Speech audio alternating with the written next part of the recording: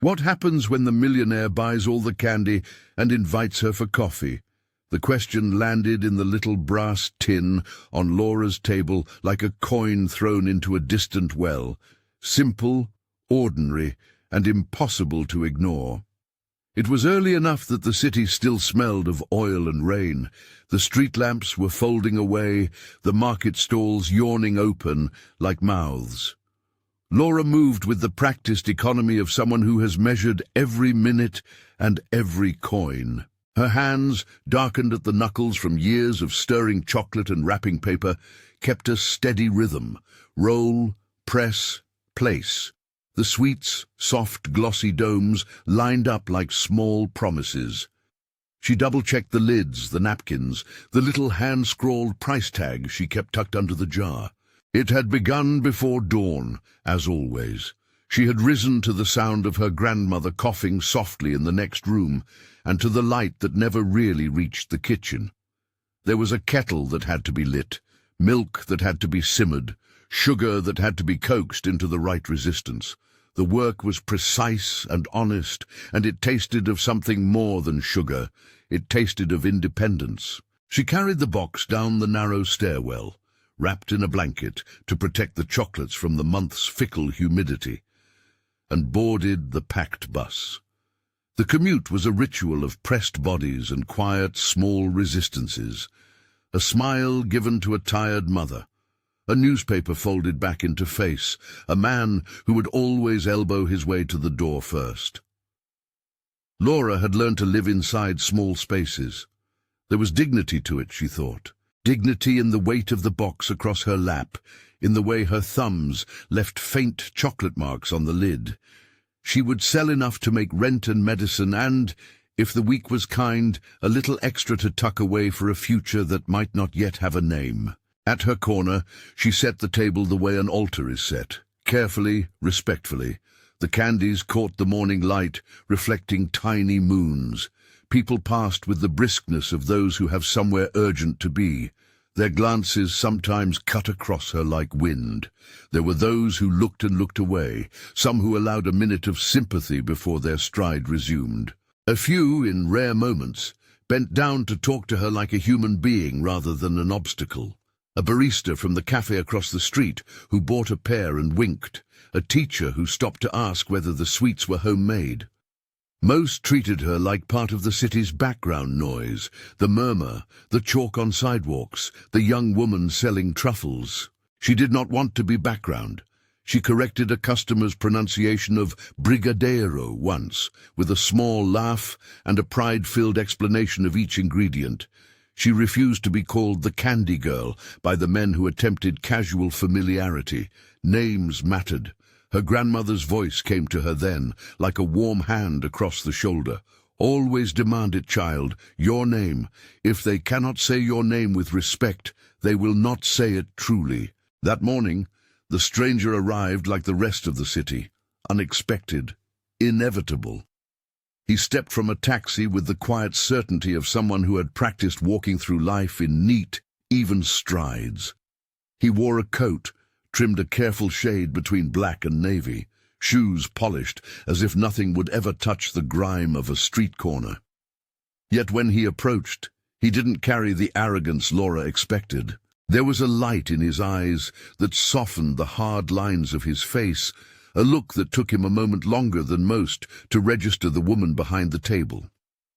He stopped at her stall and looked at the candies as if they were not wares, but something of curiouser value. He smiled, small and a little surprised, then said in a voice that did not feel like a demand, "If I buy all the candy, will you have coffee with me?" The question was absurd in its simplicity, the kind of thing that might once have been a joke between strangers, but it landed like the first pebble in a pond. Laura's mouth tightened. She saw in one breath the possibility of a windfall. The clinking of coins, the worry of the week eased, but that was not what moved her first. She felt the fossilized whisper she had carried in her chest for so long, pity. It hovered between them like a draft. "No," she said. It was the word, blunt and certain, that closed off what 1,000 small gestures would never have closed. She saw his hand lift, a reflex to reach, but he kept it at his side. The city noise reminded her of everything practical: the bus driver's whistle, a dog barking, the tin of coins on her table clinking against a silver spoon. He did not recover with a joke. He did not press. Instead, he looked at her, really looked, and murmured, "I'm sorry. That was crude of me." Then he asked simply, "What's your name?" It was a small question, and it was a big one. To some, names cost nothing, but on certain mornings and certain streets, a name must be earned. Laura braced for the hollow flattery that often followed such requests. She braced for the patronizing sweetness of someone condescendingly curious about a street vendor's life. Instead, he listened when she said, "Laura." He turned the syllables over with a deliberate care, as if storing them. "Laura," he repeated. "I'm Raphael." He bought a single candy, handed her more than the price, and then, an action that would change the pattern of her days, he asked if he could sit on the bench across from the table and have that coffee right there, from the thermos she kept on the cooler drum. "No," she said again, softer this time. "I don't take charity." He nodded. "I don't mean it as charity." He smiled in a way that had practiced sincerity. "I mean to buy something I want. I mean to sit and talk. I'll pay for the coffee." Laura's fingers tightened on the napkin beneath the last candy. She was not brittle. She was protective of the small sovereignty she had carved for herself. "We don't sell conversation for free either," she said. "That's fair," he said, "but I'd like to earn it." She let him have one more exchange before she closed the conversation with a decision. "I don't accept gifts to speak with someone," she said. "I will sell you a candy. If you want to talk after that, that will be because you chose to." He bought the candy. He paid with a banknote that was thicker than Laura usually handled in a week, and he handed her the change without looking away. He thanked her, and for the first time since he had approached, he proved less wealthy in posture than attentive in presence. He did not leave then. Instead, he sat on the bench a few paces away, keeping a polite distance, and unwrapped the candy with the deliberation of someone who had time. For a long while, he did not speak. He watched people pass and watched the way the morning light softened the edge of the stall. When he spoke again, it was like someone setting down an object long carried. "I don't understand most of this city," he said, "but I understand attention." Laura's laugh was small. "Attention," she repeated. "You'd be surprised, mister. You can have it for free if you look worried enough." He cocked his head. "And what about dignity? Does that cost anything?" She studied him. There was no condescension in his question. There was a tiredness, like an undercoat beneath expensive wool. Her guard loosened a fraction. "It isn't expensive," she said. "You pay for it every day with the choices you make." He nodded, as if he'd been counting choices like days, and finding each one lacked something vital. They exchanged nothing more than that morning. A few words like cautious threads, tests of fabric. He left with a nod and a promise, awkward and earnest. He would come back. When the police cleared the corner of a petty argument later that day, Laura found herself watching where he had stepped into the crowd. She felt, unexpectedly, an ache at the small absence of his bench and the echo of his question. She packed away the leftovers in the same methodical way she had unpacked them that morning, cloth over box, lid screwed on, and walked home with coins in her apron and the taste of chocolate sticky on her thumb. If this story is finding you, if the scene surprised you while you were watching, like and comment. Tell us what you would have done if you were Laura. After that first awkward morning, the rhythm of their encounters settled into something like a pulse. He returned the next day, and the next, not with ostentation, but with consistency. It was a strange currency. A man with a name like a label, who paid for a truffle and stayed long enough to listen as a woman weighed the world over coffee, with the careful attention of a tax collector sorting documents. The city noticed, People pointed him out in the way they point out other slightly improbable things: an expensive car parked beside a baker's cart, a well-cut suit pausing in front of a street stall. "He must be a collector," a woman said once, and they both laughed. But the laughter had an edge. Laura felt it. It landed in her like a rumor. He's wealthy, he's lonely, he's buying conversation because he can afford to. Yet Raphael did not parade his wealth. He forgot to speak of it, unless it was to admit the strangest poverty he bore. "Too many decisions," he told her once, words spilling out as if each one had been rehearsed and rejected a dozen times. When everything is put into the mathematical boxes, assets, liabilities, there is no room for the random. I don't know how to be surprised by a day. Laura found his confession ridiculous and touching at once. The idea that a life of abundance could have fewer surprises than one arranged around a folding table seemed, on its face, absurd. She had known scarcity as a teacher, and it had a way of making people inventive and tired in equal measure. But she had also known a kind of freedom that came from choosing your own scarcity. She had chosen the morning work because it allowed her to sleep when she wanted, to be near her grandmother, to control the terms of her labor. She did not want pity, but she had room on her bench for curiosity. Their conversations grew like layered recipes, each one adding an ingredient to the last. He would ask about the old family recipes, how much condensed milk, how slowly to simmer the sugar.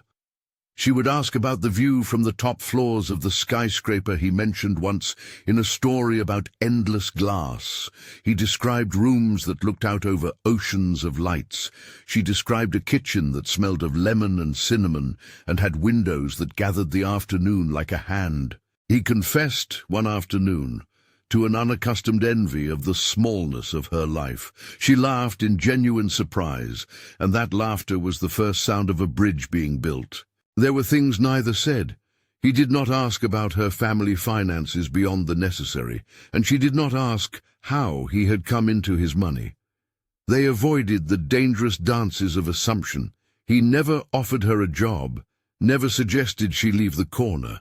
He never used the language of rescue. He instead used a different language: constancy. He returned with flowers once, not the grand bouquets, but a small sprig of something wild his driver had found at a park. He placed them on her table with a careful apology. "For brightness," he said. Laura kept them in a jar until they went pale and made the space smell faintly of spring for 2 days. Her grandmother watched these changes like someone attending a play, already halfway through. She sat on the sagging armchair by the kitchen window, knitting needles clicking like a metronome, and asked Laura the practical questions that were a shorthand for her deeper anxieties. "What does he want?" she asked more than once.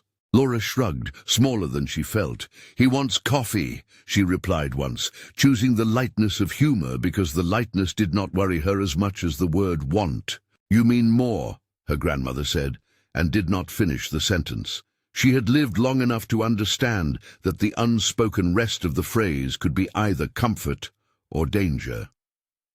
"Just remember," she continued softer, "your choices are yours. No matter which roads he walks down, you must be the one who decides to step off the curb." The advice was steady as bread, and Laura stored it away. There was pride in being able to say no, and there was courage in choosing to say yes. As days slipped into weeks, the public speculation matured into commentary. Gossip takes the place of knowledge in city streets, and it judged with a blunt instrument. "He's after something," someone said. "He's lonely," another countered. The vendors who had once nodded politely now found themselves apologizing in passing, as if apologizing for having to witness something private in public. Laura noticed the looks, but did not let them tilt her actions. She had drawn borders long ago and had learned to watch how people respected or trampled them. Raphael never pushed a border. If anything, he widened the space around her in small acts that felt like permission. returning unscheduled, buying an extra batch just so she could stay open longer one rainy afternoon, listening when she spoke about the fear of losing her grandmother to time. They traded fragments of selves, like people exchanging postcards from different summers. Laura spoke of leaving home at 16, of nights memorizing the recipes passed down in a voice that still sounded like her grandmother's when she hummed. She described the panic of a week with no sales, of the way she counted the minutes to the pharmacy closing time when medicine ran low. Raphael told her about the committee meetings and the calendar of obligations that made him feel like a puppet of his own success. He confessed, at one point, that for the first time in his life, a morning had felt deliciously unplanned. "I slept too late," he said with a laugh, "and the sky was cloudless, and my coffee tasted like it had forgotten its job. I called you selfish for a moment, and then—" He paused, searching for the right word. "And then I thought that maybe being selfish in that way was the only thing that saved me." Laura would have been insulted in the past by someone calling her selfish. Now she recognized the small geography of the word. There is self-interest that consumes, and there is self-care that preserves. She sat with him on the bench. Sometimes they spoke, sometimes they did not. Silence between them was not a vacuum, but a room furnished with a mutual decision to be present. His presence, however, did not erase the reality of her work. She continued to wake before dawn, to heat the kettle, to wrap and clean, to bargain within her own economy of small sums. She taught him by example how to hold a tray steady, how to count change with speed and grace. Once, after the lunch rush had thinned and the city had the soft smeared light of late afternoon, he lifted a lid and tasted an unassuming fudge. He closed his eyes, and for a moment the mask fell away. "This tastes like memory," he murmured. Laura watched him swallow, the muscles around his jaw working in the way people do when they pull something private into the light. One evening she found him lingering longer than before. The sun had turned the buildings to copper, and the vendors were packing up. He offered a small confession that did not come with the false modesty of a parable. "There are things I can buy," he said, "but there are habits I can't." The admission felt more honest than the balance sheet of his public life. He admitted, with the quiet of someone handing over a key, that he had never learned how to be accountable to a person without the crutch of a contract. She looked at him for a long time, as if measuring the truth of that. "When you say you want to earn my conversation," she said slowly, "what does that actually mean?" "You tell me," he replied. She could have said, "It means you show up." And he did show up, but the demands she placed on him were not of endurance, but of curiosity. He had to learn, she insisted, that attention was not a commodity to be purchased, but a muscle to be exercised. It would be dishonorable, she thought, to accept his presence as payment for some vague improvement in her life. If he wanted to be a part of it, he would have to enter on equal terms. Equality was messy. It required the negotiation of the small indignities of two lives colliding. The questions about money, the awkwardness of accepting a ride home that would have felt like a favor, the way a single misinterpreted phrase could bruise like a hand. They learned to speak plainly, to name what bothered them. He owned his awkward privilege, and the ways he had been trained to solve things with transactions. She owned the stubbornness that filled the small rooms of her decisions. There were days when the tenderness between them almost revealed itself, like a secret gratitude. He would bring 2 cups of coffee that tasted as if it had been made in haste, and they would sip slowly, deliberate as clock hands. They shared a cigarette once, and the smoke pooled between them like a temporary sky. He told her, on a night heavy with rain, that he had been under too many roofs that kept him from feeling the weather. "I don't know how to be in a moment for its own sake," he said. "I don't know how to sit with things until they mature." She told him she knew how to wait, that waiting was different from wasting time. Waiting could be fruit-bearing. Waiting could be the patience to let bread rise. She taught him, in small ways and large, how to look at the people passing by and not ask whether they had a bank account or not, but to see them as whole and sufficient. He taught her how to be a little reckless sometimes, to accept an invitation to a small gallery opening where local artists hung paintings for nothing, to step into a cab when the rain carved gutters into rivers, and to ride past the shiny glass walls of places she would never enter. Their differences, instead of creating a gulf, became a kind of duet.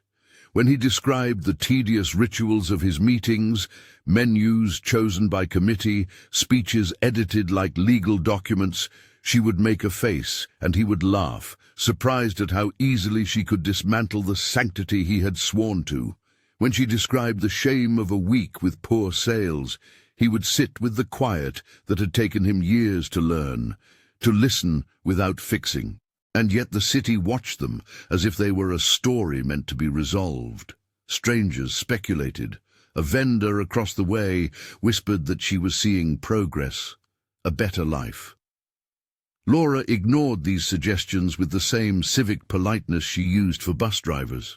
She had learned that the loudest interpretations of one's life often had the least to do with it. One afternoon, as leaves began to sway with the first breath of autumn, Raphael arrived with an urgency that had not been in him before. He sat down, hands clasped like someone about to speak to a tribunal. There was a tremor in his voice when he said, "I have to travel next week, 2 weeks. It's important." He unfolded the schedule like an apology. She reflected a moment before answering. Mobility had a double edge for her. When she moved, it was always toward a market. When she stayed, it was to tend what could not otherwise be left. A trip meant absence and the possibility that someone else could step into the small life he had carved in the bench near her table. It meant the test of whether the steady thread they'd begun to weave would hold without him present. "You'll go," she said, deciding between fact and desire. "You will do what you must." He looked at her, a question burned through with fear he did not always allow himself to show. "Will you be here when I return?" he asked. The question was simple and enormous. It was not a demand formed by his fear of missing out. It was a request for a promise. He wanted something that could not be bought and was not guaranteed by banknotes or assurances. It asked her to put her own time on the line, to make a small sacrament of staying. Laura could have answered in many ways. Promises are traps, if one cannot keep them. To say yes would be to grant him an ease of mind that might not be hers to give. To say no would be to find safety at the cost of a risk she might one day regret. She did not answer immediately. Instead, she turned the question into a reflection of her own limits and freedoms. "I do not make promises faster than my life allows," she said. "If I say I will be here, it means I will be here because I chose to be, not because you asked me to buy the street with your money." He winced but understood. His hands, which had always been confident, became a little clumsy at the edges when he spoke of the travel, letters to sign, commitments that could not be postponed. He said, "I'll come back early if I can. I want to be back. But it won't be arranged the same as before when I'm away." She gave him a look that measured him for honesty, as if testing the contents of a well-packed box.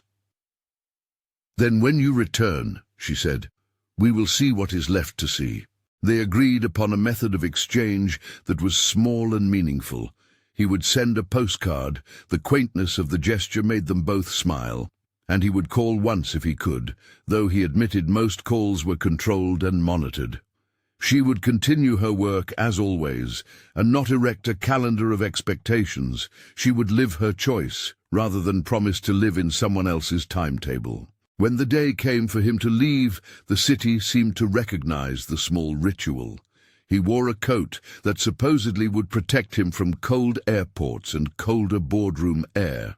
He bought her an extra dozen candies as an awkward farewell tribute and placed them in a small paper bag. His driver waited at the curb in a car that smelled faintly of leather. He lingered at her stall for longer than usual, as if every extra second could be carved into the thickness of memory. "Don't make plans for me," he said with a half-smile that did not conquer the anxiousness in his gaze. "Make plans for you." She nodded. He bent his head as if to seal something private, and then turned away. The hum of the city folded him in, and soon he was a moving figure swallowed by the parade of commuters. Laura packed up that day with the same care she always had, but the motions felt like a looped film. She walked home with the heavy paper bag in her arms and the small shock of emptiness that follows a sound leaving a room. She thought of all the things that could happen in 2 weeks. He could forget. He could find himself struck by something that made him unreachable. He could be as constant in absence as he had been present. The possibilities were not listless. They were edges where the future might nick into the present. At home, her grandmother was waiting with a cup of tea.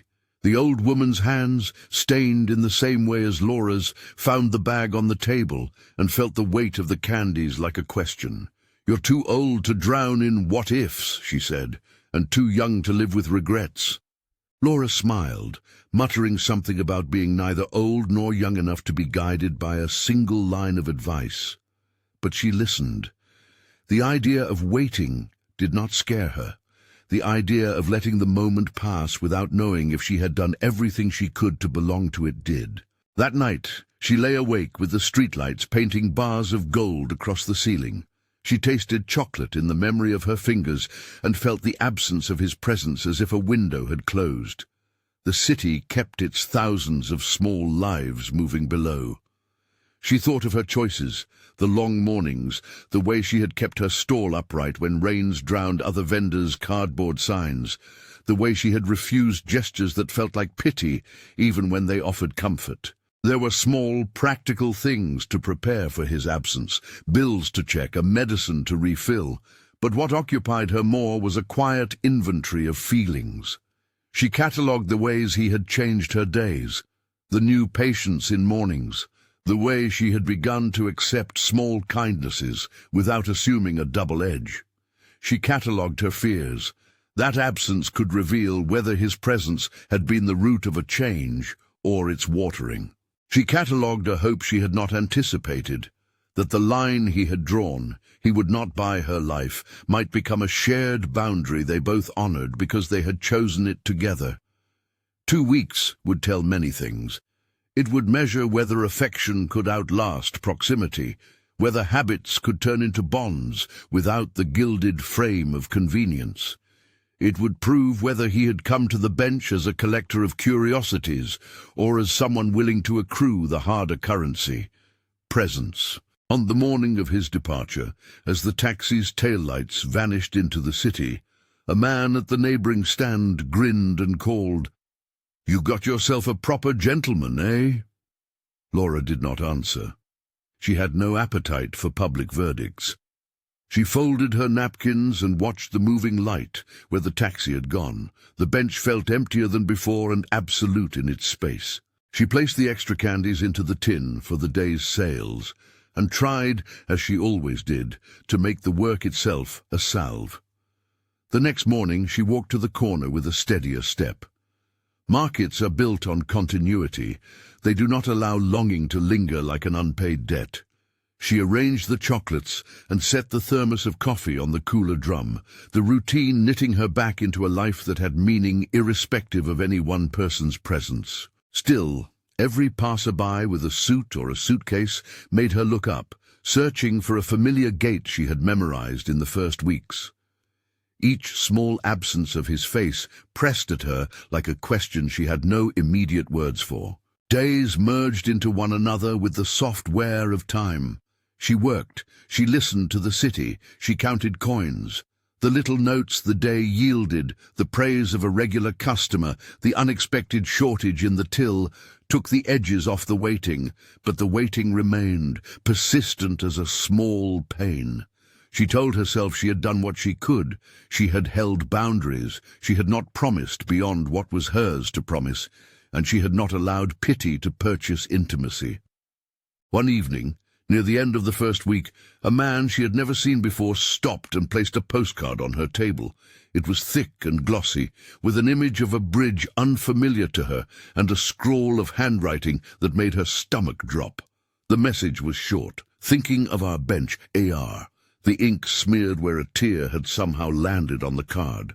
Laura read the words twice and felt, in the center of her chest, a loosening of something that had been tight since the taxi left. It was not a relief that could be measured by coins or market days.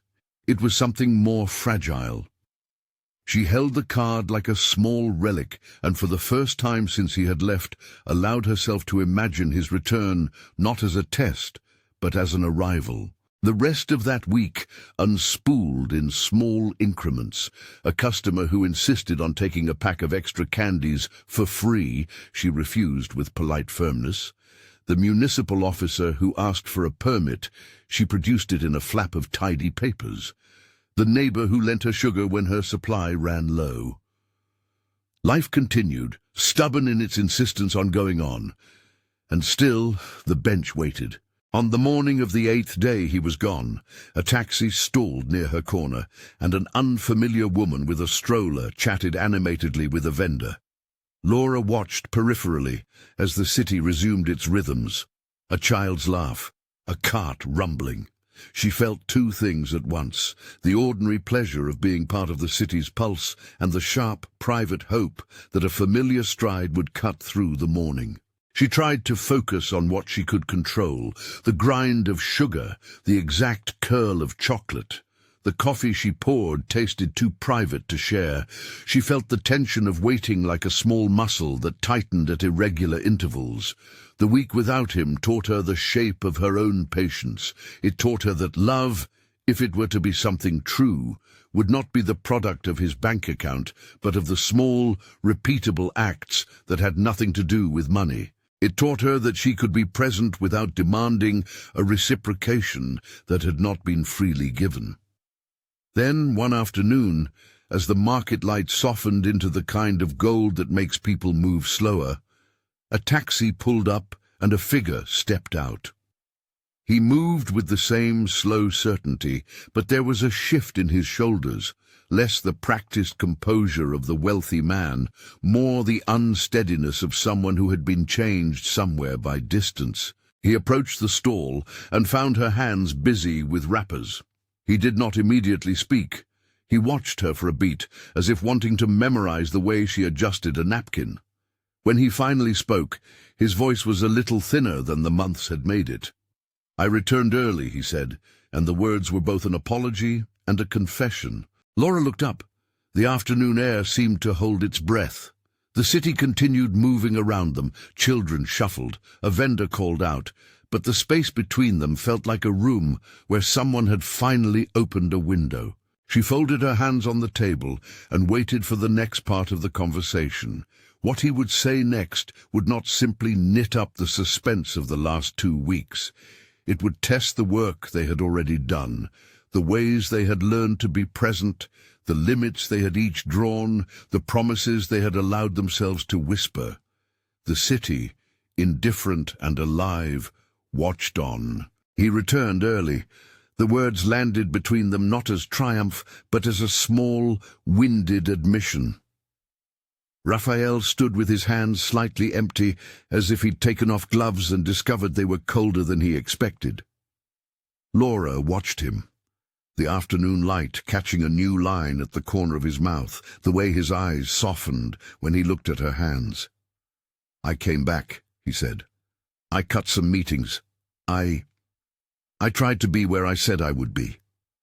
She felt something like relief and something like the tautness of a string that might snap if plucked. "And why?" she asked, not for the 100th time about logistics or dollars, but for the first time wanting the truth behind the small, persistent fact of him. The man had chosen a bench more than once. He took a breath, as if rehearsing the simple grammar of honesty. "Because I realized I was collecting moments I hadn't allowed myself to keep," he said. "I had a life full of things that looked like answers, but I didn't have a habit of staying." His hands curled around a paper cup of coffee, the brown rim sticky with condensation. "You showed me how to be present without wanting anything in return. I want to learn that. I want to learn how not to buy my way into a feeling." She tilted her head. The idea interested her. It did not yet move her. "That's a long sentence for early confession," she said. It was a small joke meant to gauge whether this new air he breathed was permanent or merely borrowed. Raphael laughed lightly and then grew more solemn. "I'm not asking you to leave the bench," he said. "I'm not asking you to enter my world as if it were a prize. I don't want to be a project. I want to be present, if you let me." He looked at the city as if it could testify for him. "If you let me be someone who shows up, not someone who shows up with a checkbook." Laura studied him, counting the seams of his sincerity. Around them the market carried on, the bell of a fruit cart, a child's shout, but a small gravity kept them in the moment.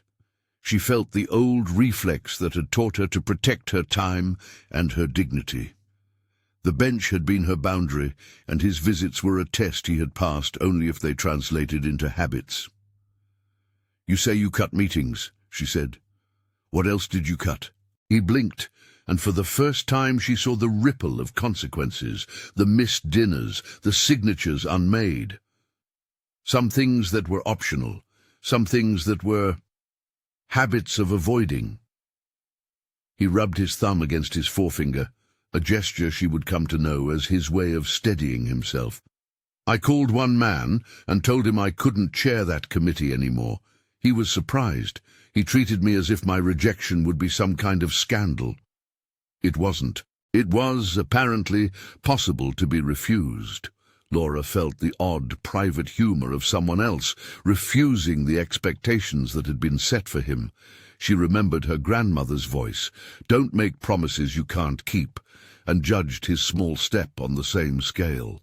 "Okay," she said finally, "then show me." The words were a hinge. They opened a door without promising what lay beyond. Showing came slowly, in the small acts that make a life recognizable.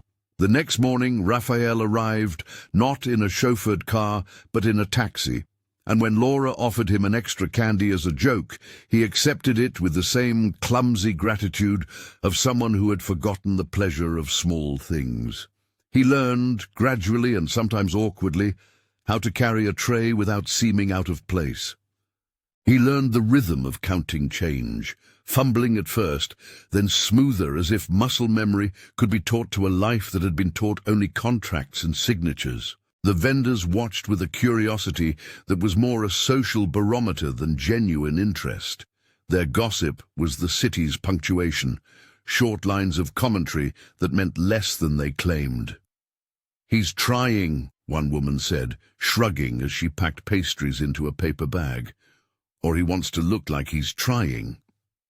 The comment was a blend of skepticism and hope, an honest assessment of how people weight appearances in a public square. Raphael accepted the scrutiny without show. He did not hide his clumsiness. He embraced it. He came to Laura's stall sometimes with a quiet apology for his prior presumptions, and he came with things he had bought at markets that were not gifts, but learned curiosities, a jar of a spice he couldn't name, some fruit whose skin he didn't know how to peel. He would hand them to Laura and ask earnestly, "How do you use this?" as if her knowledge were the only one he wanted to carry into his clean, ordered days. Days turned into months with the sediment of little routines. They shared coffee from her thermos until the novelty of his being there became part of the morning's furniture. She noticed him in ways that were not about his clothes, but about how his forehead creased when he was trying to understand a story, about the way he tucked his cuff back with fingers that betrayed impatience when a queue formed. He watched customers with an attention that would have been endearing on its own, but which became more so when he began to remember their names. He greeted the barista across the street with heatless jokes, and asked after her mother, the teacher who had once complimented Laura's confections. There was a vulnerability in his learning. He arrived at times with a small notebook, not a ledger, and wrote down details: an old woman's favorite candy, a child's question about how to make the perfect fudge. He did not use the notes to barter. He used them to remember. Once, when Laura mentioned that she liked the sound of a particular radio program early in the morning, he surprised her with a battery-operated radio placed on the cooler drum that very week. He did not announce the gift as anything but a remedy for small pleasures. "So you can have the program without missing the first bus," he said. "I thought it might make mornings better." His presence had to be earned and could be lost with a careless comment. They learned to argue without raising stakes. Once, when Raphael unconsciously suggested she consider a safer stall location, Laura felt the old reflex of being relocated as if she were a thing. She answered carefully, her voice even. "I value the corner I chose," she said. "I like my customers. I like that people pass and stop because they know the place. It's not a safer location if I'm not in control of it." He listened like someone being taught a foreign grammar. "I didn't mean to suggest you weren't in control," he said. "I was being thoughtless." "We've all been thoughtless," she said, "but not all of us repair the thoughtlessness by listening." He started listening more, and the simple act remade him. He offered to help in small practical ways, a ride to a supplier's market when she had urgent sugar to pick up, his hand steady at the edge of a box, but he asked before taking.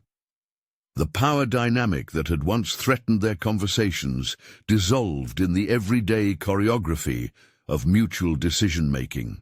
There were tests, because a relationship of equals cannot be built without friction. A rumor began to circulate. Somebody suggested that Laura was becoming part of Raphael's image, that the wealthy man had collected a street vendor for display. The words stung because they were reductive, but they also revealed the kinds of assumptions that make people suspicious of unequal friendships. Laura felt exposed by the commentary, as though something private had been misread by the public.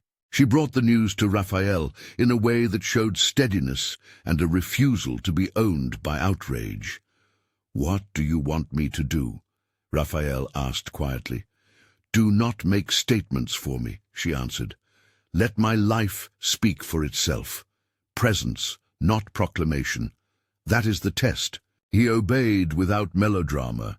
When asked by a well-meaning acquaintance at a charity luncheon whether Laura was joining his foundation, he smiled and said simply, "Laura is Laura. I'd rather listen to her than speak for her." It was a small, concrete refusal to let her be defined by him. The press of curiosity eased in its edges, people tired of making headlines out of a bench. If his learning was visible, so too was Laura's opening. She began to step into spaces that had once felt foreign without feeling like betrayal. He invited her, not with expectation, only with an invitation. A local art show where the ticket price was a modest sum he had insisted on paying for both of them, aloud and without apology. She accepted because she wanted to, because she had become curious about the small parts of his life she had not yet seen. The gallery smelled of varnish and halogen lights. Small paintings of neighborly scenes filled the walls. She walked slowly, saying little. He listened when she said she liked colors that were brave but not loud. He did not attempt to own her taste. He noted it and then brought her a record of a painter she mentioned days later, simply because he remembered. There were also moments when old patterns tested them. Once, when her grandmother's cough turned into a longer series of nights, Laura dreaded the medical bills that time could demand. It was a place where past scarcity reared its head, where the fragile arithmetic of health and income made the future seem like a ledger of fear. Raphael noticed, as he had noticed 1,000 small things, and did what he had been learning to do. He sat with her and offered his phone number, his hand stitched across desks and assistants. Then he did something else. He sat in the dim waiting room with boxes of stale magazines and a vending machine that took coins with a sing-song refusal. "You don't have to wait," Laura insisted one night. "I want to," he replied. "I'm not trying to fix anything. I am trying to be here." His presence was not a solution to the medical forms or the waiting lists, but it changed the geometry of her nights. She could divide her fears into manageable pieces. How much medicine? Who would pick up what? What questions to ask the doctor? Raphael learned to run errands with a practical purpose, not as a scripted savior.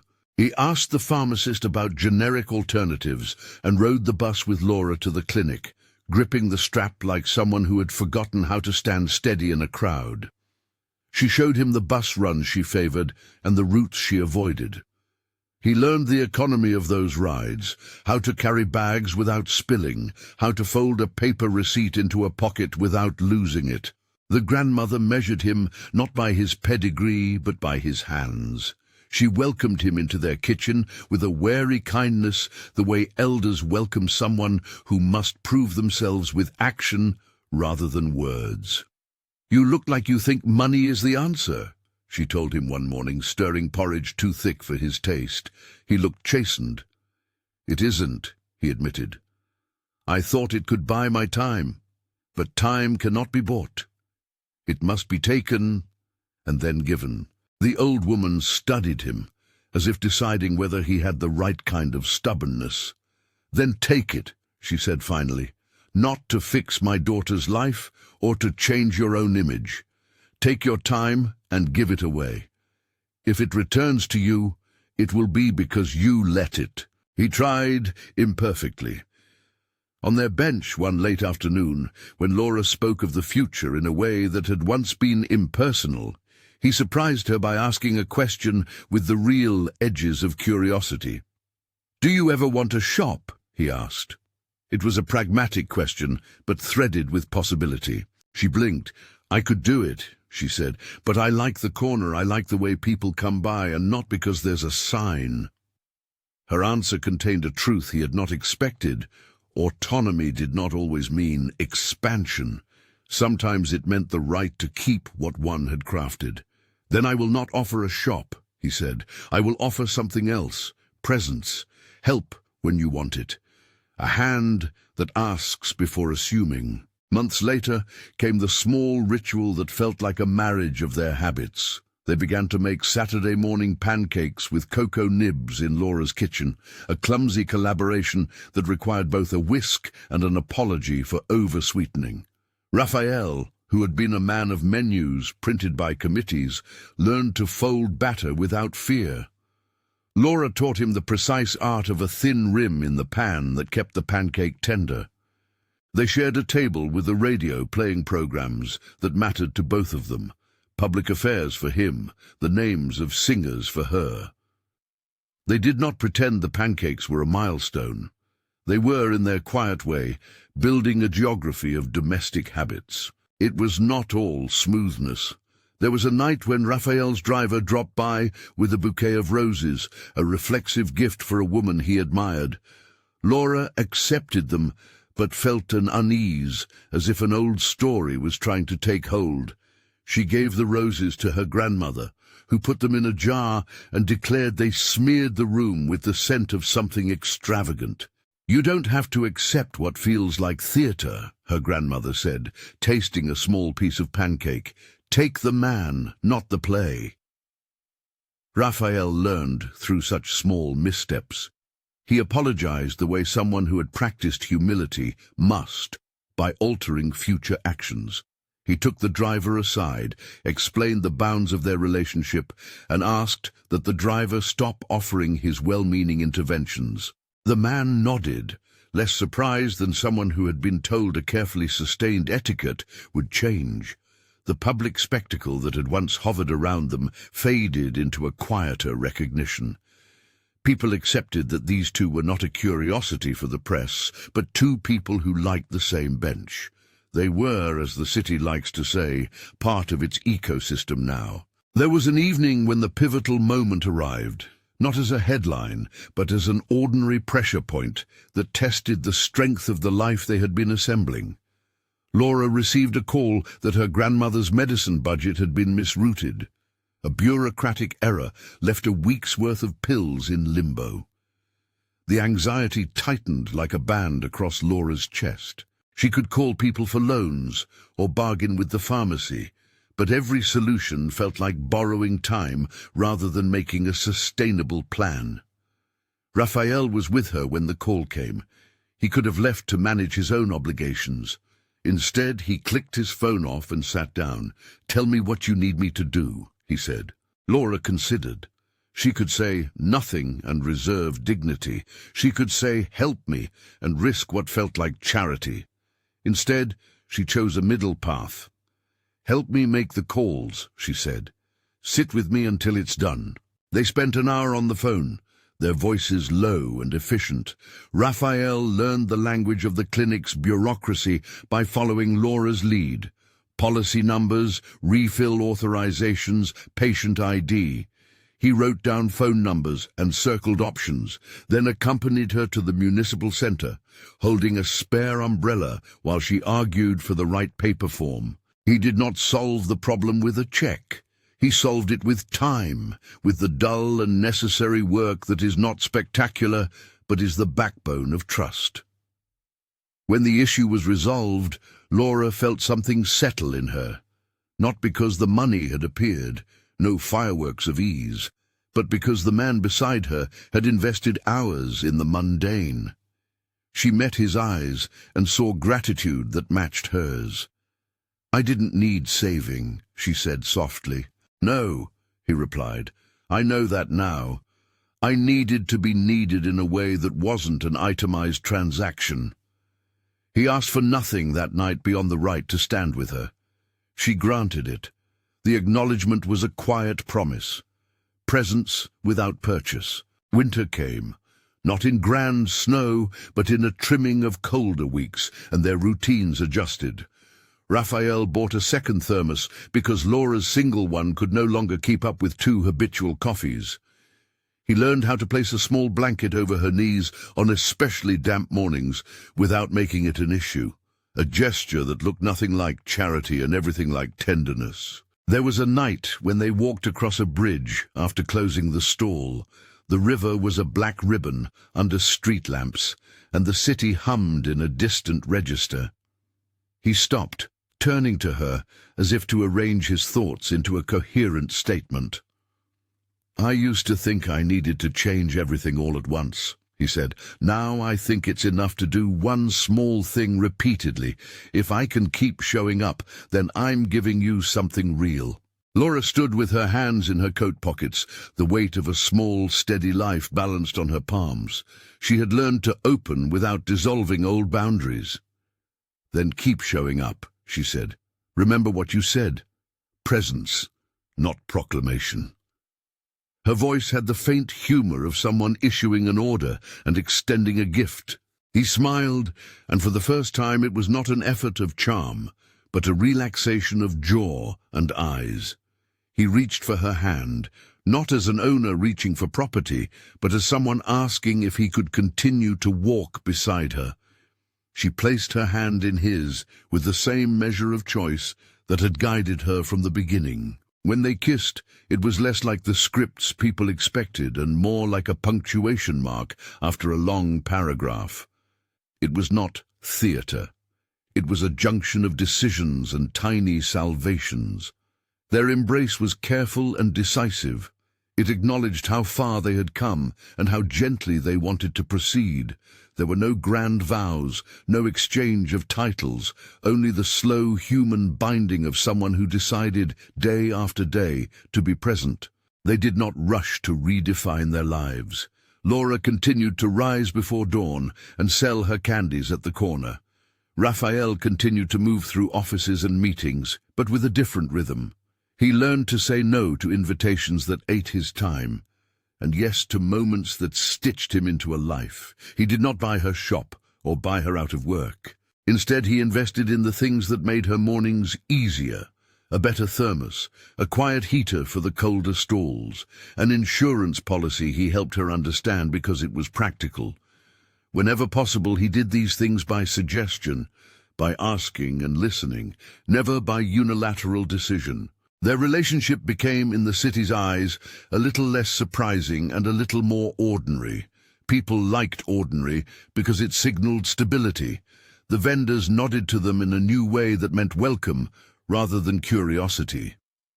Children, who do not yet carry much suspicion, loved Raphael because he made silly faces as he counted out change, and he loved them for the same reason, for the way they laughed without judging.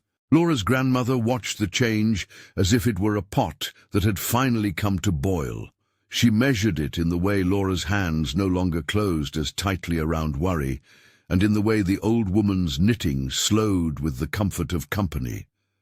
Once, with a playful sternness, she told Raphael, "You must learn how to mend a roof before you offer to redesign my granddaughter's life." He took it as an instruction rather than an insult, and returned a week later with an offer. He would help fix the leak in the kitchen roof, but only if Laura agreed to choose the nails and the color of the tarpaulin. She agreed because roofs need two hands, and because she liked having a say in things that concerned her home. The roof repair became another lesson in small equality. The man with polished shoes climbed on a ladder with clumsy concentration, while Laura passed him tools and directions. They were not graceful. They were, however, effective. At night, when the work was done and the roof no longer sounded like an animal in storms, they sat with mugs of coffee and felt the sound of raindrops shift to a secure cadence. Years, as years do, did not rush, but they did accumulate. The market remained the same in its essentials, customers buying, vendors calling out. But the bench between the candy stall and the fruit cart became, for them, a reference point. The place where decisions were made, where apologies were issued, where small reconciliations happened, and where they sometimes simply watched the city pass by. People asked, sometimes, how a millionaire and a candy vendor stayed together without drama. They did not know how to answer that question because it made assumptions about what must be wounded or remedied. Laura and Raphael would smile and say something practical. We eat together, or we show up. The truth was less pithy. It was that they had learned to respect each other's folds, to press presence into the thin seams of days, to keep money out of the equation where love lived. They never allowed money to become the grammar of their affection. When Raphael had to attend an out-of-town meeting, he would pack his bags and then make sure his calendar had a long weekend reserved for Laura. When Laura had an offer to teach a class to other vendors about packaging and pricing, he applauded and sat in the back row with the notebook he had used for the spice names. They were a life made of reciprocities, of small debts paid in time and attention rather than currency. The city offered them still other moments that tested them in public ways. A documentary filmmaker once asked permission to film the bench for a short piece about urban lives. They agreed on the condition that the piece treated them with dignity. The crew filmed them making candy, folding napkins, counting coins. The final cut was modest and tender. The filmmakers had listened. They gave Laura final approval over how her story was told, and she watched the piece with a guarded pleasure. Raphael, who had learned the language of respect, clapped for her at the end, as if she had won something the city's headlines had never offered: ownership of her own narrative. The old hooks of pity that had once hovered around her faded because the story they lived could not be easily narrated by pity alone. It had layers, work, choice, companionship that made a neat moral tone difficult. That was its strength. On an ordinary morning, months or years after the first awkward offer, Raphael bought all the candies in the tin as a small, private joke. He had done it once before, in a moment of curiosity. This time he did it to celebrate a Thursday, the kind of day market people have assigned meanings to when week-to-week cycles merit small joys. He approached the stand with the same hesitant smile that had first introduced him to the bench, and he made the same offer as before, but in a different register. "If I buy all the candy, will you have coffee with me?" he asked, and there was a softness to his voice that acknowledged the weight of their shared past. Laura laughed, because the question was now both a memory and a ritual. She did not say no. She had stopped guarding the possibility of companionship as if it were a fort. Instead, she took the banknote from his hand, counted the change, and then took the candy back with ease. "You already know my answer," she said. "You asked me that once before." "And you said no," he reminded her, quiet. "Yes." She looked at him as if inspecting a map that they had both helped to draw. "But you kept coming back. So now I say yes." They walked together to a bench, not unlike the one where they had always met. This time, without the awkwardness of strangers, they carried 2 steaming cups and a paper bag of the candies they had bought. Around them, the market moved with its familiar engine. Vendors shouted, a child squealed, the day continued. They did not offer each other impossible promises. There were still mornings Laura would need to take care of last-minute shortages, and there were still meetings Raphael could not cancel. But they had learned to build contingency into their lives. They had learned the art of contingency, how to make room for the other without letting that room swallow their own existence. They walked away from the stall, hand in hand, not in triumph, but in a small, folding peace. The bench that had been their altar was behind them, but the habit of sitting together, of sharing coffee, of listening, moved with them down the block. Their final step into the crowd of their city was not cinematic in the way stories sometimes imagine final gestures. It was private and public simultaneously, a small act that consolidated what had taken months to manifest: mutual respect, presence, and the willingness to be changed by another person's steadiness. Laura's grandmother stood at the window that afternoon, knitting in the same metronome rhythm. When Laura walked in later to make dinner and found her grandmother's hands empty of needles for a moment, the old woman looked up and smiled. "You took your time," she observed. "We took our time," Laura corrected, "and he showed up." The grandmother's eyes had the kind of sly approval that comes from a lifetime of seeing people test one another. "Good," she said. "Now feed me. I am hungry." Laura laughed, and Raphael, who had been washing a bowl, his sleeves rolled up, hands clumsy with soap, joined the laughter. The 3 of them sat at the small kitchen table, not as a tableau, but as a common scene. They ate, argued a little about whether to add more cinnamon, and then settled into a comfortable silence. Outside, the city made its ordinary noises. The bench where the first question had fallen like a pebble still stood. It had become unremarkable again, which, to Laura and Raphael, was precisely what they wanted. A pebble in a pond changes the ripples, but eventually the surface remembers itself. The question, "If I buy all the candy, will you have coffee with me?" had done its work. It had been a catalyst, a way for 2 lives to start conversing seriously about what they wanted and what they were willing to offer without expectation. They learned that day that love is not a purchase. It is a series of small admissions, a refusal to walk away the moment things become inconvenient, a daily choice to be present. He had money enough to buy all the candy she could ever make, but he had learned to spend his real wealth, time, on being there. She had agency to refuse or to accept, and she had accepted not because she needed rescue, but because she found in his presence a companion willing to meet her terms. On an afternoon that later felt ordinary, in the way all meaningful things do, they walked from the stall together, their steps even. The thermos was warm at their side, the paper bag with the candies crinkled softly. She had put out the small sign bearing her name and the price, and a new sticker she'd designed for fun. He had placed his notepad in his back pocket and shut his phone off for a half-hour, because he had learned that silence, carefully given, can be the loudest proof of affection. They did not need to make proclamations. They did not need to unspool their story into lessons for passers-by. Their lives were instead stitched with the ordinary threads of being present.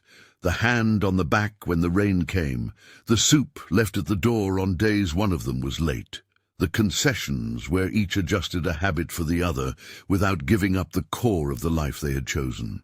The dignity of the work remained in Laura's hands. Raphael's life was no longer an island of obligations. Both were altered equally by the practice of choosing one another. If someone later asked what had happened when the millionaire bought all the candy and invited her for coffee, the simplest answer would be this: he offered a question, she set a boundary, and together they built a life from small, honest answers. The money had bought nothing essential. What mattered was that it led to a conversation neither of them expected, a conversation that over weeks and months turned into the habit of presence.